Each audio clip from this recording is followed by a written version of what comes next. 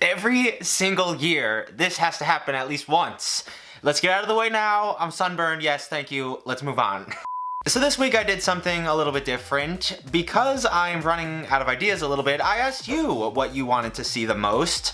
I picked some of the most popular responses and then let you vote on those. Now the recipe that won was actually Claire's Gourmet Ramen, but some of the ingredients I had to order online, and my Amazon Prime that I pay for said it's gonna take 8 to 10 days. In the meantime though, we're gonna go with the recipe that came in second place, both Tasty and Bon Appétit's version of homemade Oreos. If you've been around for a little while, you would know that I love Oreos. I'll eat them at any time in the day. I'll eat them for breakfast, gladly. So I'm very excited for this one. And as you can see, they are two extremely different recipes. So I'm just gonna pick which one I like better. Let's get right into this. Now up first today is going to be the simpler of the two recipes, Tasty's version. And for theirs, I grabbed some sugar and some dark cocoa powder, baking soda and kosher salt, flour, a ton of unsalted butter, vanilla extract, some eggs, and some powdered sugar. Now when I first got the suggestions to do this on Instagram, I was kind of surprised that I had never done this before. I feel like it's one of those quintessential tasty recipes that everybody has seen, but I've never done it. It seems very easy, so I'm gonna knock it out today. You also may be asking yourself, how is this gonna be a fair comparison? After all, this Tasty video is about 1 minute and 20 seconds, while Bon Appétit's video is 20 minutes. And to that, I would say I definitely take into account how long it takes to make each recipe. So if Bon Appétit's version take 10 times the amount of effort, I'm gonna factor that in. But as you are seeing, every step in this video is very straightforward. My dough came together pretty easily. I let that chill in the fridge for over an hour. I threw together my filling, which is literally just butter and sugar mainly. It's just another one of those disturbing discoveries I've made since I've dove deeper into food the last few years. Pretty much every icing or frosting or filling is just sugar and a fat of some kind, so delicious. Now once I had my dough fully chilled and rolled out to a nice even thickness, I found that a shot glass was actually the perfect diameter.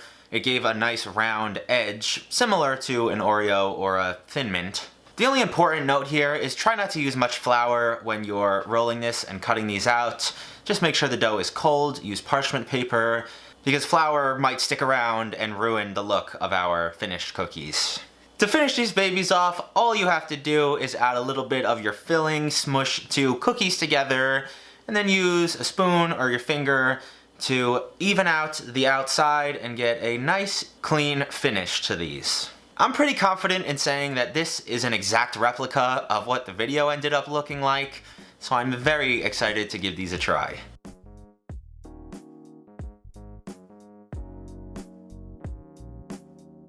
As far as video authenticity goes, I don't think there's any question. I mean, these are spot on to what I was originally going for. They smell really good too. Not like an Oreo, maybe a chocolate graham cracker, but... So this is really good. From taste to texture, it's super chocolatey, it's not overly sweet, but as far as being an Oreo, doesn't really have any resemblance. If I added a drop of mint extract to this cookie, it would literally be a Thin Mint. Like, the texture to that is spot on. But again, it was incredibly simple. It took me little to no time at all, so I'm gonna keep that in mind when comparing it to the next ones. Now while Tasty is definitely the underdog, up next we have the big bad Bon Appetit.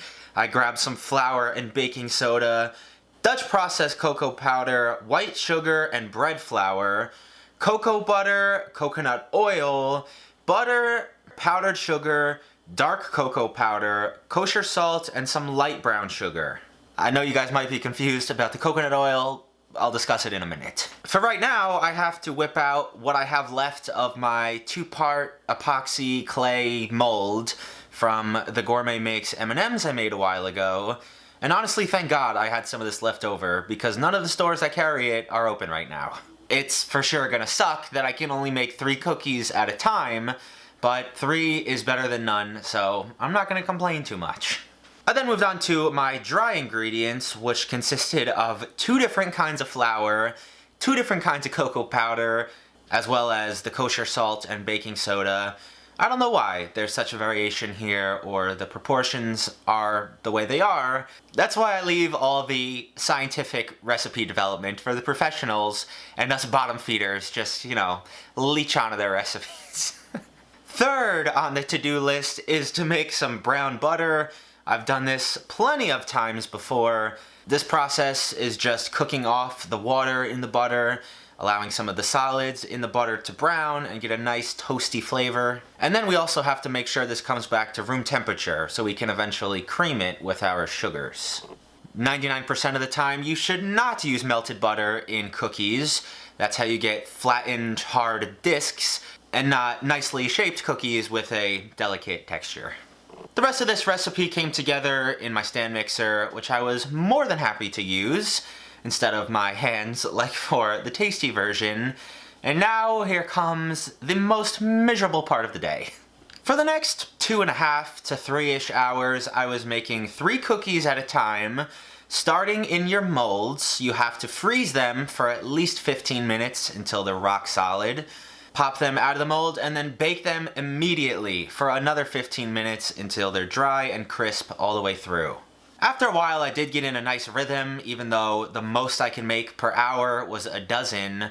And some of you might be asking why I didn't just freeze them all and then bake them all at the same time. If you do the math, it'd be the same amount of time. The cookie has to be in the mold in the freezer for 15 minutes, and then it has to be baked from frozen. So freezing them all 3 at a time and keeping them in the freezer to bake them all at the same time, I mean, wouldn't help anything. Now, as far as the filling for these cookies, I grated about 50 grams of cocoa butter that I had left over from another previous Gourmet Makes video. And then you have to melt that down in a pot with 50 grams of coconut oil. As I've mentioned various times, I am very allergic to many things, coconuts being one of them. And after years of reading your comments and doing some research, I discovered that heavily refined coconut oil may be okay for people with allergies. This is a disclaimer: if you have any kind of allergy, do not listen to me, talk to your own doctor. I don't need any anaphylaxis episodes on my conscience. Do your own research. Without getting too deeply into it, supposedly when they refine the coconut oil, it removes the proteins that cause the reaction. So you still could be allergic to it and it's still a big risk, but technically you might be able to eat it.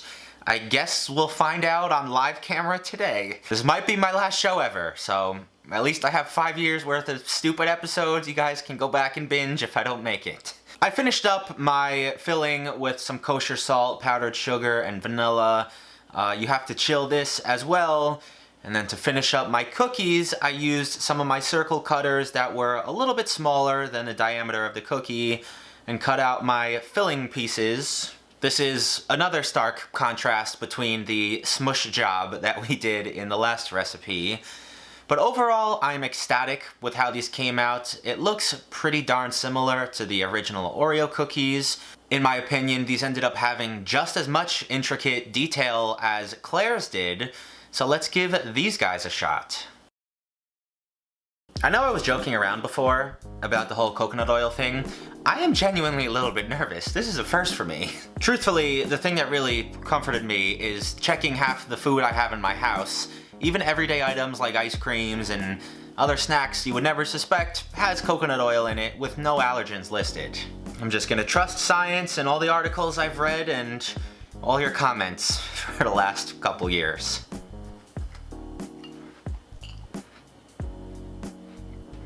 I really hate doing this to Tasty because their recipes are made to be simple, easily attainable for anybody, but this is just a next level. You get every bit of the salty, sweet, bitter from the brown butter, the cocoa butter, the different kinds of cocoa powders. Strangely enough, the texture is kind of the opposite of a normal Oreo. The cream is quite firm because it has the cocoa butter and coconut oil and it was refrigerated, while the cookie is very delicate. Like, if I just took a little piece, like, just crumbles in your hands. Again, I feel really bad because it's not really a fair comparison. If you want something sweet and easy and fun to do, go with the tasty version. If you want an Oreo on steroids 10 times better, go with these. But you may be saying to yourself, David, just pick a winner. Is it tasty? Is it Bon Appétit's? No. I think it's the one who gets to fulfill his childhood dreams of constructing an Oreo larger than his entire head, using the scraps from both recipes, and then eating every last piece of it until he gets sick and has to lay down because he has a horrible stomachache. I hope you guys enjoyed today's video. If you did, leave me a big like. It helps the channel. Follow me on Instagram and Twitter if you don't already. Now next week is gonna be the ramen, obviously, because that won the poll. I'm waiting for the ingredients to come in. But let me know what you want to see after that down in the comments. Maybe I'll just pick the most liked comment. Other than that though, have a fantastic weekend. I will see you right back here next time. Peace.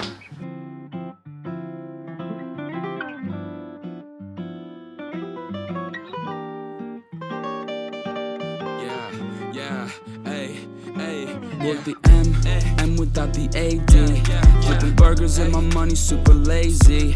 Try and make a meal tonight, they ain't paying me. Try and supersize my life with my 18. Yeah, our style wasn't wavy, but we had a vision.